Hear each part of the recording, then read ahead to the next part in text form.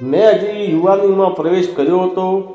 હું હજી જે ઉંમરમાં હતો હું ખૂબ જ સુંદર અને સ્માર્ટ દેખાતો હતો. મારી સ્માર્ટનેસ અને મારી પર્સનાલિટી જોઈને ગમે તે છોકરી મારા માટે પાગલ થઈ જતી હતી. ગ્રેજ્યુએશન પૂરું કરીને જ્યારે હું ઘરે આવ્યો ત્યારે ભાભીએ ખૂબ જ સરસ રીતે મારું સ્વાગત કર્યું હતું. ઘણી વખત હું અને ભાભી ફોન પર વાત કરતા હતા. હું મારી ભાભી સાથે ખૂબ જ મિત્ર જેવો બની ગયો હતો. જ્યારે હું ઘરે પાછો આવ્યો ત્યારે ભાભી અને માએ મારું ખૂબ સારું સ્વાગત કર્યું. મારી ભાભી દેખાવમાં ખૂબ જ સુંદર હતા. મારી ભાભી ખૂબ જ નિર્દોષ અને સીધા હતા, પણ હું તેના કરતાં વધુ તોફાની હતો. જ્યારે પણ મારો ભાઈ ઘરની બહાર જતો ત્યારે હું બહાનું કાઢી ભાભી સાથે મજાક મસ્તી કરતો રહેતો. એક દિવસ સાંજનો સમય હતો. હું ખૂબ જ જોરદાર વરસાદ પડી રહ્યો હતો. તે દિવસે ભાઈ પણ ઘરે નહોતા અને ભાભીને હું ઘરમાં એકલા હતા. જ્યારે હું ટેરેસ પર બેઠો હતો અને કોફી પીતો હતો, મેં જોયું કે ભાભી આવા ભારે વરસાદમાં નાહતા હતા. અને પછી હું તેમની પાસે જઈ અને તે દિવસની વાત છે જ્યારે હું કોલેજમાં ભણતો હતો. હું 25 વર્ષનો હતો. મારા ઘરમાં મારી માતા, મારો ભાઈ અને મારી ભાભી જ રહેતા હતા. મારા ભાઈના લગ્ન 6 મહિના પહેલાં જ થયા હતા. હું કોલેજમાં ભણતો હતો. ભાઈ અને ભાભીના લગ્ન થયા હતા ત્યારે હું પણ તેમના લગ્નમાં હાજર હતો. જ્યારે મેં મારી ભાભીને પહેલી વાર જોઈ ત્યારે મારા મનમાં પણ એક ઈચ્છા હતી કે હું પણ તેમના જેવી છોકરી સાથે લગ્ન કરું, કારણ કે મારા ભાઈની સરખામણીમાં મારી ભાભી દેખાવમાં ખૂબ જ સુંદર હતા. હું થોડા દિવસ ઘરે રહ્યો પણ પછી કોલેજે જતો રહેતો. મારી ભાભીએ મને કહેવા લાગ્યા કે દેવરજી, ત્યાં ગયા પછી પણ તમે મને યાદ કરજો. અમે બંને રાત્રે વાત કરીશું, કારણ કે તમારો ભાઈ કામ માટે બીજા શહેરમાં રહેતો હતો અને હું ઘણીવાર મારી ભાભી સાથે રાતે ફોનમાં વાતો કરતો. અમારા બંને વચ્ચે ખૂબ જ સારી મિત્રતા બની ગઈ હતી. હું ઘણી વખત ભાભીને કહેતો, ભાભી તમે ભાઈની યાદ નથી આવતી? તો ભાભી કંઈ બોલતી નહીં, બસ રડતી રહેતી અને હું તેના રવાડાનું કારણ સમજી શકતો ન હતો. મારું જીવન ખૂબ જ આ રીતે ચાલતું હતું અને થોડા જ મહિનાઓ પછી મેં મારી કોલેજ છેલ્લી પરીક્ષા પાસ કરી અને તે પછી હું મારા ઘરે પાછો આવ્યો. હું ઘરે આવ્યો ત્યારે મારી ભાભીએ ખૂબ જ સારી રીતે મારું સ્વાગત કર્યું અને સાથે જ્યારે મારી માતાએ મને ઘરે જોયો ત્યારે તે પણ ખૂબ ખુશ થઈ ગઈ. મારા આવતાની સાથે જ તે કહેવા લાગી, દીકરા, હવે હું પણ તારા માટે સારી છોકરી શોધવાનું શરૂ કરી દઉં. બસ તું જલ્દી સારી નોકરી લઈ લે.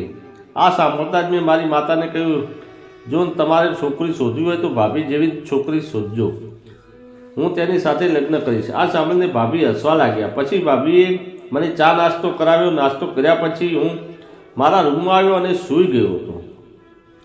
ત્યારે અચાનક મારા ભાભી મારા દરવાજે આવીને ઊભા રહી ગયા. તે કહેવા લાગ્યા કે દેવરજી, ખરાબ ના લાગે તો જો તમારી પાસે સમય હોય તો હું તમને તમારો સાથે થોડો સમય માટે બજારમાં લઈ જઈ શકું છું, કારણ કે મારે ઘર માટે વસ્તુ ખરીદી છે અને મારી તબિયત સારી નથી, તે જઈ શકે તેમ નથી. તમારા ભાઈ તો મોટા ભાગે કામમાં વ્યસ્ત રહે છે. આ સાંભળતા જ મારો ચહેરો ચમકી ગયો. મેં ભાભીને કહ્યું, ચિંતા ના કરો, હું થોડા સમયમાં તૈયાર થઈ આવું છું, ત્યાં સુધીમાં તમે પણ તૈયાર થઈ જાઓ. થોડી વાર પછી હું નીચે આવ્યો તો જોયું કે ભાભી તૈયાર બેઠા હતા. ભાભી આજે ખૂબ જ સુંદર લાગી રહ્યા હતા. પછી અમે બજારમાં આવ્યા અને ભાભી ત્યાંથી શાકભાજી ખરીદ્યા, થોડા લાવ્યા. થોડી વાર પછી અમે ઘરે પહોંચ્યા. પણ જ્યારે અમે ઘરે પહોંચ્યા તો આજે મા દરવાજે ઊભી હતી. તેને મારો હાથ પકડી લીધો અને મને તેના રૂમમાં લઈ ગઈ અને લાગ્યું કે માને મારાથી થોડું કામ હશે. પણ જ્યારે હું માતાના રૂમમાં પ્રવેશતો તો મા મને કહેવા લાગી કે દીકરા, મારે તારી સાથે વાત કરવી છે. પછી માએ મને કહેવા લાગી, દીકરા, તારો મોટો ભાઈ મોટા ભાગે ઘરની બહાર નથી રહેતો. જ્યારેથી તેના લગ્ન થયા છે. આ સાંભળી મને તરત જ મારી માતાએ કહ્યું કે મા, ભાઈ કામમાં વ્યસ્ત રહે છે, કારણ કે તેથી તે પાસે સમય નથી ઉઠતો. તો માતાએ મને કહ્યું કે ના પુત્ર, હું શું કહું છું તે તું જરા પણ સમજતો નથી. મને લાગે છે કે તારા ભાઈનું બીજી છોકરી સાથે અફેર છે. આ સાંભળીને હું ચોંકી ગયો અને મારા મોંમાંથી ચીસ નીકળી ગઈ. એ કહ્યું કે દીકરા, ધીમે બોલ, નહીંતર તારી ભાભી સાંભળશે. જો તને આ વિશે ખબર પડશે તો તે ખૂબ જ ખરાબ થશે. મેં મારી માતાને કહ્યું, મા, આ તમે કેવા પ્રકારની વાત કરો છો? શું કોઈ તમને કંઈ કહ્યું છે અથવા ભાઈએ તમને કંઈ કહ્યું છે? તો માતાએ મને કહેવાનું શરૂ કર્યું કે એકવાર ભાઈએ મને ફોન કર્યો હતો અને તેને પાછળથી એક સ્ત્રીનો અવાજ પણ સાંભળ્યો હતો. જ્યારે તેને ભાઈને આ વિશે પૂછ્યું તો તેને બહાનું કાઢીને મામલો ટાળી દીધો હતો. મેં મારી માતાને કહ્યું કે કદાચ તે તમારો વહેમ હોય તો તે મને વારવાર સમજાવવાનો પ્રયત્ન કરી રહી હતી કે એવું કંઈ નથી, પણ મેં તેને પણ વારવાર કહ્યું કે માં, આ વાત ભાભી સાથે ભૂલથી પણ ના આવવી જોઈએ, કારણ કે જો ભાભીને આ વિશે ખબર પડશે તો ભાઈ ભાભીના સંબંધમાં તિરાડ પડશે શકે છે, અને જ્યાં સુધી એમને સંપૂર્ણ સત્ય ખબર ના પડે ત્યાં સુધી આ વિશે કોઈને કહેવું ન જોઈએ. માએ પણ મારી વાત માની લીધી અને પછી ચૂપચાપ હું મારા રૂમમાં આવી ગયો. હું મારા રૂમમાં આવ્યો અને નહાવા માટે બાથરૂમમાં ગયો. હું પાછો બહાર આવ્યો ત્યારે ભાભી મારી સામે હતા. ભાભીને જોઈને હું ચોંકી ગયો. જ્યારે હું આવીને મારી ભાભી પાસે ઊભો રહ્યો ત્યારે એ મને જોઈને કહેવા લાગે કે દેવતજી, તમારા ભાઈને કોઈની ચિંતા નથી. આમ તો તે મને મળવા આવતા નથી, પણ જ્યારે મેં તેમને કહ્યું કે તમે આવ્યા છો તો ત્યારે પણ તે મળવા આવ્યા નહીં. આ બધી વાતો સાંભળીને મને મારી માતાની વાત યાદ આવવા લાગી અને હું મનમાં વિચારવા લાગ્યો કે કદાચ મારી મા જે કહેતા હતા તે સાચું હોય.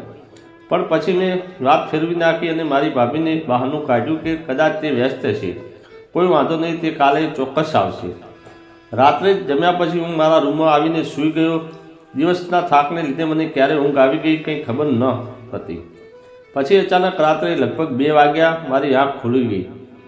જ્યારે મેં ઘરમાં કોઈનો રડવાનો અવાજ સાંભળ્યો. જ્યારે હું રૂમમાંથી બહાર આવ્યો તો જોયું કે મારી ભાભીના રૂમમાંથી અવાજ આવી રહ્યો હતો. હું તરત જ એ રૂમ તરફ દોડ્યો અને બહાર ઊભો રહીને સાંભળ્યું તો ભાઈ સાથે વાત કરી રહ્યા હતા. તે રડતા રડતા તેમને કહી રહ્યા હતા કે અમારા લગ્ન 7 મહિના થઈ ગયા છે, પણ તમારી પાસે મારા માટે ક્યારેય સમય નથી હોતો. તમે મને પસંદ નહોતા કરતા તો તમારે મારી સાથે લગ્ન કેમ કર્યા? જ્યારે મેં આ બધી વાત સાંભળી ત્યારે હું તરત જ મારા રૂમમાં પાછો આવ્યો અને મનમાં વિચારવા લાગ્યો કે માતા જે કહે છે તે સાચે જ છે.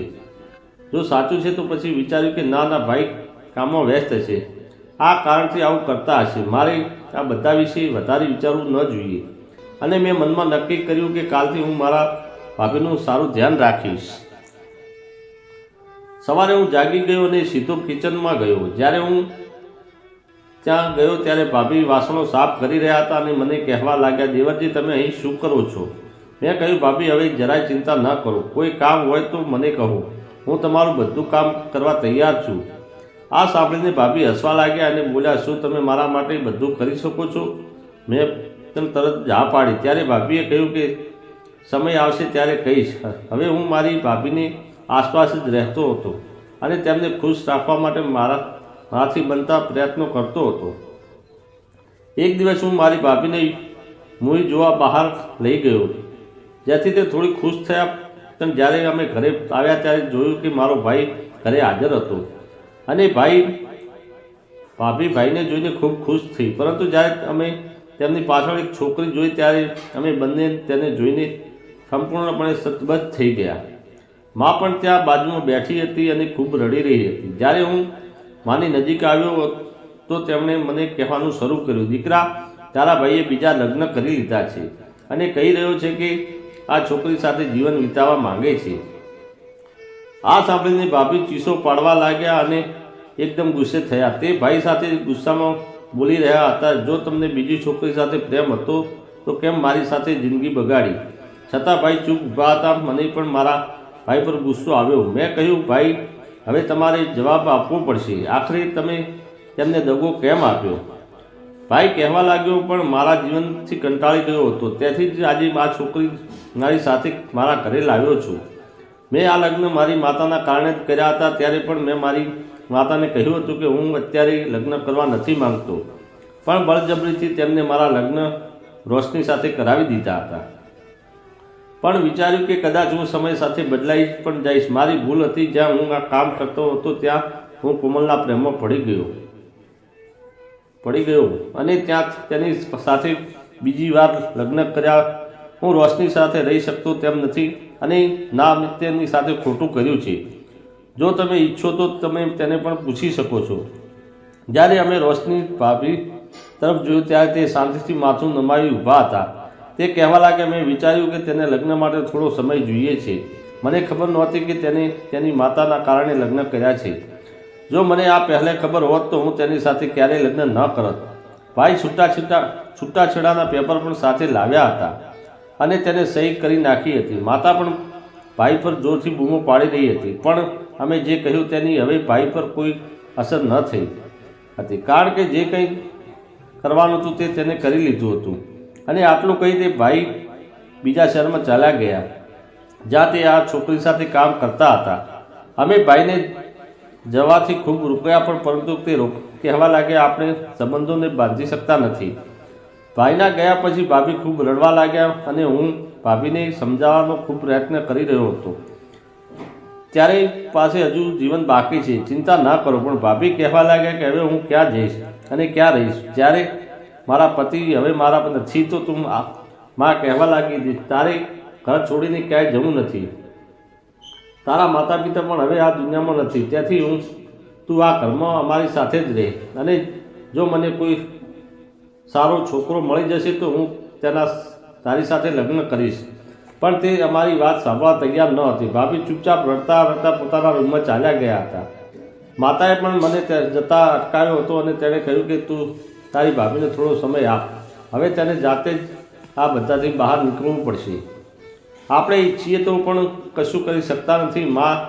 માની વાત સાંભળીને હું પણ મારા રૂમમાં આવી ગયો અને હું પણ ખૂબ જ પરેશાન થઈ ગયો. ભાઈએ જે ભાભી સાથે કર્યું હતું તે ખૂબ જ ખોટું હતું, પણ હવે હું મારી ભાભીને ચિંતામાં જોઈ શકતો ન હતો. આજની રાત હું ખૂબ જ પીડાદાયક હતી. હવે મને મનમાં નક્કી કર્યું કે હું મારી ભાભીને હંમેશા ખુશ રાખીશ, તેમને કોઈ સમસ્યાનો સામનો કરવો નહીં દઉં. હું મારી ભાભી સાથે ખૂબ જ હસી મજાક કરતો હતો. તેમની સાથે કોઈ અસર થતી ન હતી. એક રાતે મા તેની બહેનના ઘરે ગયા હતા. ઘરે હું અને ભાભી એકલા હતા. અચાનક વરસાદ શરૂ થઈ ગયો. હું બેઠો કોફી પીતો હતો. અચાનક ભાભી બહાર આવ્યા, પણ આજે મારે તેમને મારા દિલની વાત કહેવી હતી. હા મિત્રો, હું રોશનીને પસંદ કરતો હતો, અને આજથી નહીં પણ જ્યારે તેમના લગ્ન થયા ન હતા ત્યારથી મને તેને પહેલી નજરમાં જ પસંદ આવી ગઈ હતી. અને જ્યારે મેં તેને મોટા ભાઈને પસંદ કરી હતી હું તેમને આ કહી શક્યો નહીં. રાત્રે મેં રોશનીને કહ્યું, મારે તમારી સાથે લગ્ન કરવા છે અને હું તમને ખૂબ પ્રેમ કરું છું. હું મારા ભાઈ જેવો જરાય પણ નથી. રોશની પણ આની સામે કંઈ વાંધો ન હતો, પણ તે કહેવા લાગી, માજી નહીં માને તો? મેં કહ્યું, તમે એ વાતની ચિંતા ના કરો. તેથી માને ઘરે આવતાની સાથે જ મેં મારી માતાને મારા લગ્નની વાત કરી. માતાને પણ લગ્નમાં સામે કોઈ વાંધો નહોતો. તે કહેવા લાગી કે તારા ભાઈને રોશની સાથે જે કર્યું છે જોઈને મને ખૂબ જ દુઃખ થયું. મને લાગે છે કે ક્યાંક મારી જ ભૂલ છે, જેના કારણે રોશનીનું જીવન બરબાદ થઈ ગયું છે. પરંતુ જો તું તેની સાથે લગ્ન કરીશ તો તેનું જીવન સુધરશે. પછી માતાએ મને કહેવાનું શરૂ કર્યું કે હું તમારા બંનેના લગ્ન મુહૂર્ત કાલે જ કઢાવું છું.